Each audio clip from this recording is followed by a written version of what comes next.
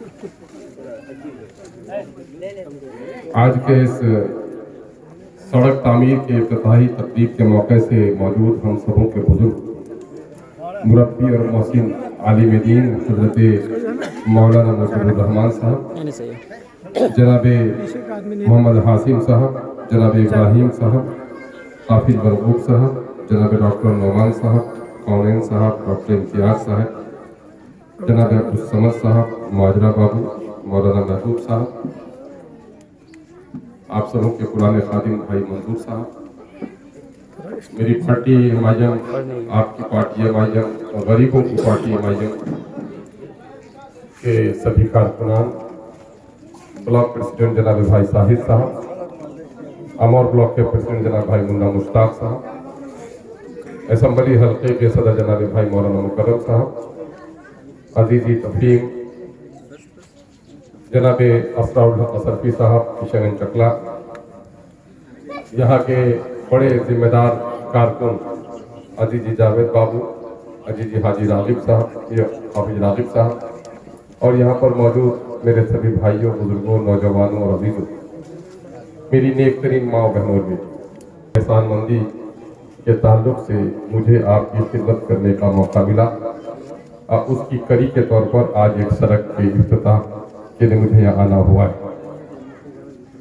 देखिए, काम के कई हिस्से हैं और कई हिस्सों में हमें काम करना है। आज़ादी के 74 साल हो गए, पंजाब और हरियाणा में खेत और खलियानों तक सड़क बन गई। इंसानों के लिए हॉस्पिटल तो बना है, जानवरों के लिए भी हॉस्पिटल बना है, लेकिन 74 सालों के अरसे के बाद भी अभी हम गांव के छोटी सड़कों की लड़ाई लड़ रहे हैं। दरअसल हुआ यह है, एक लंबे अरसे से दिल्ली और पटने में बैठे हुए लोगों ने हमारे साथ नाइंसाफी की और इस नाइंसाफी के खिलाफ हमने आवाज नहीं उठाई। आवाज उठाने वाले को कहा गया दरमिया की बोले सुना पल्ले की हो। इंसान को अल्लाह ने हैवान नातिक को। मौलाना मुजीबुर रहमान साहब यहाँ थे, आलिम, और मैं जब यहाँ आता हूँ तो अब्बा का जिक्र किया अभी मौलाना ने, और मुझे अपने अब्बा के रफीक बचपन में जिनके शफकत भरे हाथों से मेरी पेशानी संभाली गई जनाब मुफ्ती नजमुल हुदा साहब हमें याद आते हैं कि बड़ी शफकत और बड़ी मोहब्बत इन बुजुर्गों से हमने पाई। दरअसल हमारे ये मुरब्बी उलमा हो या सामाजिक और राजनीतिक परिवर्तन के नेता, सबकी एक लड़ाई है कि ईंट और कंकड़ और पत्थर से तो सड़कें बन सकती हैं, लेकिन समाज तो इंसानों से बन सकता है। अच्छा समाज बनाने के लिए सड़क बनेगी, अगर बालू गलत हो, गिट्टी गलत हो, गुलतार गलत हो, तो हम और आवाज लगाते हैं कि सड़क अच्छी नहीं बनती। यकीन है आपकी जिम्मेदारी है, इस पर ठोकना चाहिए, लेकिन हमारे समाज में लोग अच्छे नहीं बन रहे, एक अच्छा समाज नहीं बन पा रहा है, इसके बारे में हम लोग फिक्र नहीं करते। इस वक्त गुर्बत और नाखानदगी का जुड़वा ताल्लुक है। जहाँ गरीबी होगी वहाँ लोग अनपढ़ होंगे, और जहाँ लोग अनपढ़ होंगे वहाँ लोग गरीब होंगे। इस इलाके को अनपढ़ रखने की साजिश की गई, स्कूल कम खोलेगा, और हमसे भी गफलत हुई कि जो स्कूल और मदरसे थे उसकी निगरानी हमने कम की। हमारे यहाँ सड़कें नहीं बन पाई, पुल नहीं बन पाए, जिसकी वजह से हमारी कारोबारी हालत अच्छी नहीं। ये गनीमत जानिए आप कि पूरे मुल्क में एक पैमाना है कि भाई किस मुल्क में कितने पढ़े लिखे लोग हैं, कहाँ कितने बच्चों की पैदाइश से मौत हो जाती है, कहाँ कितने घरों तक सड़क बन पाई। अगर बैनुल अक़वामी आईनादारी नहीं होती तो आपको ये सड़क अब भी नहीं मिलने वाली। ये तो शर्म आई जब आंकड़े पेश हुए मुल्क की सतह पर, बैनुल अक़वामी सतह पर, कि अब भी भारत में इतनी बस्तियां हैं जहाँ पक्की सड़कें नहीं मिल पाई, कितनी बस्तियां हैं जहाँ लोगों को बिजली नहीं मिल पाई, कितनी बस्तियां हैं जहाँ लोग पैदा होते ही मरने की तादाद इतनी है। तो वो शर्म और हया और गैरत ने मजबूर किया है। दिल्ली और पटने के बैठे हुए इन लोगों को लाइन चली गई, आ जाने दो। दिल्ली और पटने में बैठे हुए लोगों को कि आज थोड़ा बहुत काम आपका हो रहा है। इस काम को बेहतर तौर पर कराने के लिए हमारी और आपकी बड़ी जिम्मेदारी होती है। देखिए, हजरत मौलाना यहाँ पर हैं और मैंने एक बात कही है, चूँकि हमने आलिमों के आगोश में तरबियत पाई है।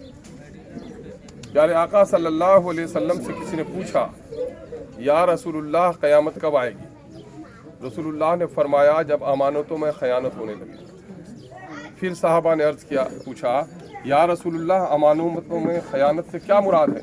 कहा, जब तुम अपने नाअहल लोगों को अपना अमीर बना लो, ये अमानत में ख़यानत है, या क़यामत की अलामत है। मौलाना ये हदीस पाक, अगर आप क़यामत क्या है, तबाही और बर्बादी है, तो अगर किसी ऐसे आदमी को कश्ती का पतवार पकड़ा दीजिए और जिसको खेपना नहीं आता हो, तो कश्ती की तबाही होगी कि नहीं होगी? किसी ऐसे आदमी को गाड़ी के स्टीयरिंग पर बैठा दीजिए और जिसको गाड़ी चलाना नहीं आता हो, तो गाड़ी का एक्सीडेंट होगा कि नहीं होगा? तो तबाही तो होगी ना। तो जब इतने बड़े समाज का अगर किसी को आप सरदार बना दें और उसको सरदारी नहीं आती हो, तो गांव की तबाही होगी कि नहीं? हमारी तबाही और बर्बादी की। इसको सिर्फ मत समझिए कि हम लोग इलेक्शन के ताल्लुक से बोलते हैं। मैं जो बात बोलता हूँ वो पंचायत इलेक्शन के लिए भी है और पार्लियामेंट के इलेक्शन। मैं जो बात बोलता हूँ वो मस्जिद के इमाम के लिए भी है, गांव के सरदार के, मदरसे के सेक्रेटरी और सदर के लिए भी है। ये एक आदमी, ये डाकू को तो बेटी देंगे तो शायद खुदा का इतना जुल्म नहीं होगा आपको, लेकिन अगर समाज के किसी बेईमान को आपने मदरसे का सेक्रेटरी बना दिया तो खुदा के यहाँ बड़ी कोशिश होगी। आज जो हमारे इलाकों में हमारे मदरसे बर्बाद हुए, हमारे स्कूल तबाह हुए, उसका जिम्मेदार कौन? उसका जिम्मेदार कोई कलवा भुआ नहीं है, उसका जिम्मेदार हम जैसे लोग हैं। नेताजी, सूफी साहब, हाजी साहब, सरदार साहब, है ना, जिसकी वजह से आप पंचायती नहीं करते थे, जिसको बनाया आपने जिम्मेदार, उसी ने समाज के साथ धोखा किया। हम सबको नहीं कह सकते, एक डंडे से सबको नहीं भाग सकते। समाज अच्छा बनाना है तो हमको भी अच्छा बनना पड़ेगा। सिर्फ दूसरे को कहेंगे कि अच्छा बनिए, उससे काम नहीं चलेगा। और एक बात, मौलाना यहाँ है, हम उलमा के सामने में इसलिए जरा दीन की बात करते हैं ताकि मेरी इस्लाह।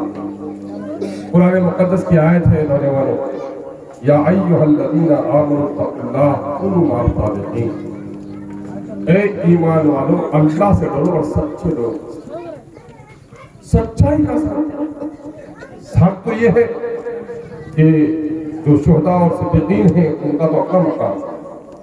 सच्चाई का एक पैमाना ये भी है, दो भाई लड़ता है, उसमें से जो हक पर है उसका साथ। और अगर एक मुस्लिम और गैर मुस्लिम लड़ता हो, एक यहूदी और एक मुसलमान के मसले का झगड़ा आया अल्लाह के रसूल के पास, तो हक पर यहूदी था, तो अल्लाह के रसूल ने यहूदी के हक पर। ये गुफ्तगू हम करते हैं ना, रहने दो बाबू हमारी बात। आगे की आंख में जो नीचा अब होगा, आपके नहीं भागे। तो मामला ये है कि आप अगर अच्छा समाज बनाना चाहते हैं तो आपको उठना पड़ेगा। शिकायत करते हैं लोग, शिकायत करनी चाहिए। गलत म्यूटेशन में बहुत खाना, 500 से 5000 टका लो म्यूटेशन, लेकिन अफसोस कि देने वाला एक आदमी गवाही देने वाला, एक आदमी गवाही देने। देखो, अल्लाह की खातिर हक की गवाही देने वाले, किसके खातिर? अल्लाह के खातिर। अच्छा, मोर खातिर भी तो जवाब है खुद इच्छा सरपंच साहब, मोर खातिर जवाब है तो ब्लॉक, यानी कि हमको जरूरत है, लेकिन खुदा तो हकुमुल हाकिमीन, उसको क्या जरूरत है? खुदा कहता है मेरी खातिर हक की गवाही देने वाले बोले। यानी समाज का जो मजलूम आदमी है उसको इंसाफ दिलाना खुदा अपनी हाजत समझता है, गोया, है ना। इसलिए आप जब भी हुई, दारोगा हो, पुलिस हो, एसपी हो, डीएम हो, नेता हो, कर्मचारी हो, बीडीओ हो, सीओ हो, समाज का सरदार हो, अगर गलत करता है सिर्फ आप गवाही देने के लिए तैयार हो जाइए। जिस दिन गवाही देने के लिए तैयार हो जाइएगा, आधा इंसाफ उस दिन आपको मिल जाएगा, है ना। बात तो देखो, कि लकवा वाला तो बूढ़ा भी रात को खांसा है तो कोई गलत आदमी अगर बस्ती की तरफ आता तो रास्ता बदल दिया है कि नहीं है ना। सच्चाई में अल्लाह ने ताकत दी है। तो आज हमारे यहाँ कोई नहीं, अभी आया है एक डीलर के बारे में मेरे पास शिकायत आई है, साफ नहीं लिखा, लोपो थोपो वाला कंपनी करवा होगा, साफ साफ बोलवा कि ए टका मूल्य बेसी ले आते रिमुख दिले है ना, लोपो थोपो का फैसला नहीं हो जाए, साफ साफ लड़ाई लड़ाओ। तो आप लड़िए, हर एक कदम पर लड़िए। अगर आपसे जुल्म हो रहा है तो आप सिर्फ गवाह देने वाले बनिए लड़ाई लड़ने के लिए। मैं आपका भाई खड़ा हूं, आपका बेटा मैं खड़ा हूं। मैं काम के नहीं है कि दूसरी बार जीतूं, वही मैं अमृत पीकर नहीं आया, और अमृत तो है भी नहीं हकीकत में कि कोई पी ले और है जिंदा रहे। मैं मुमकिन है कि इसी इलेक्शन के दरमियान मैं आपसे रुखसत हो जाऊं, अगला इलेक्शन भी नहीं लड़ सकूं। तो ये कि मैं अगला इलेक्शन जीतूं लोपो छोपो वाला कर, ये हम नहीं करते है ना। और सुन लो गांव के लोगों, अभी इलेक्शन करीब है, हमारे बहुत सारे मेंबर साहब, सरपंच साहब क्या नहीं बोलती है कि बोलो मैं तुम्हारा तो बोलो है ना, वो इस डर से नहीं बोलता है कि मुंह बोलता नहीं तुम्हारा खड़ा नहीं आएगा। अभी इलेक्शन मामला से मुँह सबने जलवा हो गई है ना। ऐसा मत करो लोगों, खुदा के खातिर हक की गवाही देने वाले बनो। हम सड़क, हॉस्पिटल, बिजली की लड़ाई सिर्फ थोड़ा आप साथ दीजिए, हम लड़ते हैं उसके लिए, लेकिन समाज की अच्छाई के लिए लड़ना, वो आपके बगैर ये लड़ाई हम नहीं लड़ सकते है ना। आप मैं कई स्कूल में जा सकता हूँ, एक दिन में मैं कई हॉस्पिटल में जा सकता हूँ है ना। इतना बड़ा इलाका है, उधर आधांग जाते हैं तो भूल जाते हैं कि झवाड़ी किधर है, ये झवामुनी किधर है, सहरिया किधर है। इधर सिरसी आते हैं तो भूल जाते हैं कि बड़ा किधर है। इतना बड़ा इलाका, इधर कानकी उधर कस्बा है ना। इतने बड़े इलाके में इतने सारे स्कूल, तो हम हर जगह खड़े नहीं रह सकते, आप लोगों को खड़ा होना पड़ेगा। मेरी चंद गुजारिशात हैं, वो चंद गुजारिशात में ये है कि सबसे अव्वलीन गुजारिश तो मेरी ये है भाइयों कि आपके गांव पड़ोस में जो झगड़े होते हैं, खुदा के वास्ते उन झगड़ों को थाना मत ले, जो हो मिल बैठ कर तय कीजिए। हम अपने उलमा से गुजारिश करते हैं, आप हमारा साथ दीजिए। अगर इन 5 सालों में हम नाकाम हो गए तो फिर कल कोई अच्छाई का दावा करने वाले आदमी पर लोगों का एतमाद बहाल नहीं होगा। कल मौलाना मोदी साहब को कहेगा कि मोदी साहब बहुत आस्तोईमान बोल रही थी, ले गए लो और घोड़े पर 3 गए तुमने वोट दिला लो, कहाँ कुछ बोल। फिर कोई अच्छा आदमी, एक बेईमान आदमी उठकर अगर मस्जिद का चंदा करने जाए और मस्जिद नहीं बनाए तो कोई सच्चाई के साथ भी कल मस्जिद का चंदा के लिए उठेगा तो कहा नहीं मियाँ बड़का ठग ठग चले गए, कहाँ को मस्जिद है ना। हमारे यहाँ एक आदमी पकड़ा गया था, बादल में चंदा कर रहा था कि बोले फला मस्जिद इसे उठा छठलाई से, इत्तेफाक से एक आदमी चला गया था वहाँ रजिस्ट्री कराने के लिए, तो बोला छठ ढलाई से उखान मस्जिद छठ ढलाई, आज से कई साल पहले ही मीनारा सब में पी लेंगे है ना। तो नतीजा ये होता है कि गलत आदमी की वजह से अच्छे लोगों का भी रास्ता बंद हो जाता है। मेरे भाई, हमने बड़ा ख्वाब देखा है और आप लोगों के दिलों में हमने बड़ी मोहब्बत पाई है। आप लोगों ने जितनी इज्जत दी, माओ बहनों ने जितनी इज्जत दी, और अब भी जो आता हूँ तो जितनी उम्मीद की नज़रों से आप हमें देख रहे हैं, मैं डरता हूँ और अल्लाह से दुआएं मांगता हूँ कि अल्लाह तबारक तआला इस मासूम अवाम ने हम पर बड़ा एतमाद किया है। ऐ खुदावंदा, इनके एतमाद को खून मत होने देना। ऐ खुदावंदा, मुझको वो ताकत देना कि मैं इनके उम्मीदों पर पूरा उतर पाऊँ। और मैं आपसे गुजारिश करता हूँ कि सिर्फ तमन्नाओं से तकदीर नहीं बदलती, ये आलम असबाब है, असबाब इख्तियार करने पड़ेंगे, लड़ाई लड़नी पड़ेगी। अभी हैं हमारे रौटा के भाई लोग साथ में हैं, रौटा हाट में जो धांधली हो रही है, ब्लॉक में धांधली हो रही है, थोड़ी बहुत हमने कोशिश की है, थोड़ी बहुत बेहतरी लोग कहते हैं कि आई है। मगर एक बात यह है कि जब मैं आपके हक के लिए लड़ूंगा तो जो लोग आपको ले लूटते हैं वो लोग हमारे दुश्मन होंगे। पहला वाला नेताजी था तो कहाँ कुछ आया, बैठा, चटाई बिछाया, 2 ठो बात बोला, चला गया। ये एमएलए साहब आया है तो बोलता है कि काहे नहीं मिला उसको पैसा, तो घर कटा तो उसको पैसा काहे नहीं मिला, तो डूबा तो उसको पैसा काहे नहीं मिला। इनका बहुत हिसाब किताब, अभी 4 साल का हिसाब ले रहे हैं। 2017 से जिन लोगों का घर कटा है उनका हिसाब किताब ले रहे हैं। तो पेट ऐठन होगा कि नहीं होगा उन लोग, है ना। तो वो लोग तो कहीं ना कहीं से हमको बदनाम करना चाहेगा। अगर मैं भी उसी तरह से कर लूँ सरेंडर, और कोई बोलने आया तो क्या करे, बड़ा काबिल बने, 4 बड़ा एमएलए बने के तो मुझे सिखाइस, तो बेचारा का दिल छोटा हो जाएगा ना। मैं कहता हूँ कि लोगों बोलो, क्या शिकायत है आपकी, है ना, ताकि आप बोलेंगे नहीं, आप घबराएंगे। आप मालिक है ना, माँ के पेट से मैं एमएलए बन के नहीं आया ना। अगर आपकी मोहब्बतें नहीं मिलती तो बहुत सारा रास्तों ईमान घूम रहा है, कोई पूछने वाला नहीं। इसलिए मैं चाहता हूँ कि आपके दरमियान में ताकत पैदा हो, आप जाएं। मैं बेअदबी और गाली देने नहीं कहता, अफसरों को कहिए कि भाई मेरा काम करना होगा, क्यों नहीं करोगे काम। मैं 4 दिन आया, मैं 5 दिन आया, क्या मामला हो गया, नहीं आता है, एसडीओ साहब का दरखास्त दीजिए। देखिए डर जाइएगा तो मर जाइएगा, डर जाइएगा तो मर जाइएगा, आपके बच्चे के हुकूक खत्म हो जाएंगे।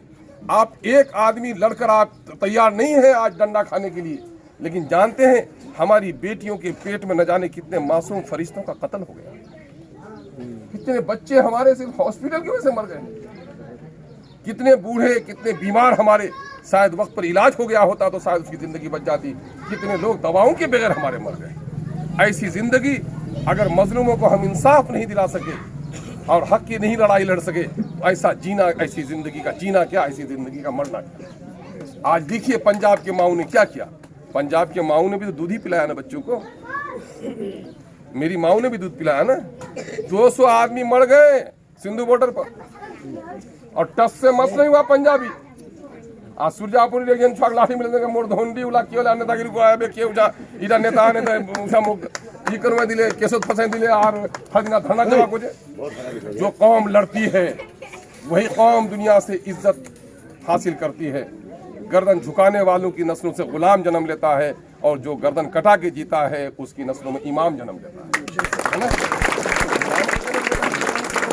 लड़ना पड़ेगा, मैं लड़ने के लिए शौक से लड़ने के लिए आया हूँ, है ना। आजमाइशों के लिए आदमी को दुआ नहीं मांगनी चाहिए, है ना, बुरे हालात के लिए, लेकिन अगर हक के खातिर डंडे खाने पड़े, जेल जाना पड़े तो उसके लिए भी तैयार रहना चाहिए, है ना। इस वक्त इतनी बस्तियां कट गई हमारी। अभी हमने शुरू किया है, अभी मुखिया दारा साहब थे, सड़क का शिलान्यास किया है। 20 साल के बाद आज दरवाजा खोल करके आए मौलाना। 20 साल तक गवाही दिया हपनिया के लोगों ने कि 20 साल से हॉस्पिटल का दरवाजा नहीं खुला था और आज डॉक्टर बुलवा करके मैंने दरवाजा खुलवाया है। मैंने कहा सीएस को कि मैं एमएलए बन के आया हूँ, जिन लोगों ने मुझे वोट दिया है, डॉक्टर पूर्णिया में रहेगा और मेरा सिरसी अगर डॉक्टर नहीं गया, मेरा अगर हपनिया डॉक्टर नहीं गया तो मैं सड़क पर उतर जाऊंगा। मैं यहाँ भी आकर के सीएस का दरवाजा बंद करवाने का काम। डीओ को मैंने कहा 202 टीचर और 600 बच्चा हपनिया में, 300 बच्चा, 300 बकरी को तो नहीं जड़ा पाएगा, तो रखवा तो 300 बच्चे को क्या पढ़ाएगा टीचर, अलग अलग सब्जेक्ट। टीचर 2, अभी 4 हुआ है, इंशाल्लाह 8 टीचर बहुत जल्दी होने के लिए जा रहा है। तो लोगों को तब्दीली लानी पड़ेगी। बहुत सारे मुल्क के हालात बड़े तेजी से बदल रहे हैं। अंधलीबो गाफिल न बैठो आशियानों में, तुम्हारी बर्बादी की साजिश हो रही है आसमानों में। दिल्ली में बैठे हुए पंजाबी देखे नहीं, बोले मियाँ टोली में बोले एक ठो तरह से बोले पानी ट्यूबवेल दीजिएगा, बिजली लगाइएगा, फिर बोले एक ठो मियाँ टोली पैदा हो जाता है। अभी पटना में झगड़ा हुआ नहीं, बोले मियाँ लोगों का बहुत औलाद होता है, तो मैंने कहा ना मर दो, तुम ना मर देंगे तो अपना जाके इलाज कराओ, मियाँ लोगों को क्यों कहते हो क्या हुआ है। अरे मियाँ के यहाँ, दलित के यहाँ सब है। हमारा बच्चा पैदा जन्म लेता है तो सीना ठोक कर कहता है कि हमारी सरहदों पर कोई हमला करेगा तो जालिमों के खिलाफ लड़ने के लिए हमारा सीना तैयार है। हम लोग तो वो आदमी में हमारी दाढ़ी लोगों को चुभने लगी, हमारी बेटियों के बुरके लोगों के चेहरे जलने लगे, हमारा वजूद लोगों को खटकने लगा है। दलितों को और अकलियतों को इंसाफ नहीं मिल पा रहा है। इस इलाके में अब तक जो सड़कें नहीं बन पाई, पुल नहीं बन पाए, उसके बारे में कोई फिक्रमंद नहीं है। मेरे भाई आपको उठना पड़ेगा, आपको लड़ाई लड़नी पड़ेगी। सिर्फ कहिएगा नेता आया उछा तो भले कुछ काम ही नहीं होचे, तो डॉक्टर बैठो हो करे नहीं, तो ऐसा मोटे से बहुत पैसा लो, ये सब कहिएगा ना भाईजान, तो थोड़े दिन के बाद सुन करके मैं भी हो जाऊंगा यार आप बोलो खाली कुछ करो। आप भी करिए, मैं भी लड़ता हूँ। आप दरख्वास्त दिए ना, इस दरख्वास्त को मैं भेजूंगा इस गया, है ना। मैंने टेलीफोन नंबर भी ले लिया कि छुकुर मुकुर नहीं करे। हम लोग यहाँ बहुत सब आदमी दरख्वास्त देने के लिए तैयार होता है। जहाँ डीलर जहाँ हाथ पाँव पकड़ ले वहाँ कहले भैया तो 4 महीने का सामान दे दो, इतनी का होली पुलिस है ना, रखा पहले अपना, है ना। तो वही दस्ती में अपना छाप अंगूठा करे लो, मोकिला तजुर्बा से तो मामला ये है भाई कि आप लोगों ने बड़ी मोहब्बत की है और अल्लाह ताला से दुआ कीजिए। आप लोगों का गांव तालीम याफ्ता गांव है, आलिमों का गांव है, इंसाफ के मामले में हम उलमा से कहेंगे आप थोड़ी सी पहल कीजिए। हर जुमा को आप सुनाते हैं ना कि अल्लाह तुम्हें अदल और एहसान करने का हुक्म देता है, तो हर जुमा को या एक दिन हफ्ते में बैठ जाइए। गाँव में मकतबों का क़याम हो, गाँव में पर्दे का क़याम हो, गाँव में अदल का क़याम हो, गैर मुस्लिम भाइयों के साथ हमारा हुस्न सलूक हो। बीमार पड़े हो तो उसकी तीमारदारी करें, ज़रूरत हो तो उसकी बेटी की शादी के लिए भी हम मदद करें। ये काम दीन का काम है, इससे दीन अलग नहीं है। दुनिया हिंदुस्तान में आज अगर मुसलमानों पर कोई जुल्म और ज़्यादती हो रहा है तो ऐसा नहीं कि गैर मुस्लिम आपका दुश्मन है। सबसे बड़े दुश्मन आप हैं अपने और हम हैं अपने, कि हमने अपना सेवा भुला दिया है। हमको अपना सेवा ख्याल करना चाहिए। ये मुल्क सबका है, मिलजुल कर रहने ही से हम आगे बढ़ सकते हैं, है ना। नफरत किसी से नहीं करनी है। जुल्म एक दलित पर भी हो, ये गैर मुसलमान पर भी हो, तो इंसाफ की लड़ाई हमको लड़ना चाहिए। आइए हम और आप अहद करें कि जिस वादे के मुताबिक मैंने वोट लिया है और जिस उम्मीद पर आपने वोट दिया है, अल्लाह तबारक ताला हमें कायम रखे। और मैंने ये उम्मीद की है कि आपने जिस तरह से 100 में 51 वोट हमको दिया है ना, 1,83,000 वोट में 94,000 वोट हमको दिया है आप लोगों ने, तो बहुत ज़्यादा आप लोगों ने हम पर एतमाद किया है। हम इंशाअल्लाह कोशिश करेंगे। जिस पुल के बारे में मैं उस दिन आया था, उस पार से पैसा से घुस करके आया था, मैं वो देखने के लिए, घाट देखने के लिए आया था। कोशिश कर रहा हूँ। कोरोना की वजह से इस साल का बजट भी मुतासिर हुआ है। अभी 70 मुकामात पर नदियों का कटाव हुआ है। कितनी जगह पर? 70 जगह पर बमुश्किल 15 से 20 योजनाएं गई हैं। उन 15-20 योजनाओं में भी सारी योजना करने के लिए सरकार तैयार थी। परसों भी हम लोग गए थे कमिश्नर के पास, वजीर से मिले हैं। अगर नहीं होगा तो उसके लिए आखिरी लड़ाई लड़ेंगे। अभी 1 महीने तक असेंबली चल रही है। हम लोग आप लोगों के मसाइल को उठाने की कोशिश कर रहे हैं। आप लोगों ने बड़ी मोहब्बत का इजहार किया है, बहुत बहुत शुक्रिया। अस्सलाम वालेकुम।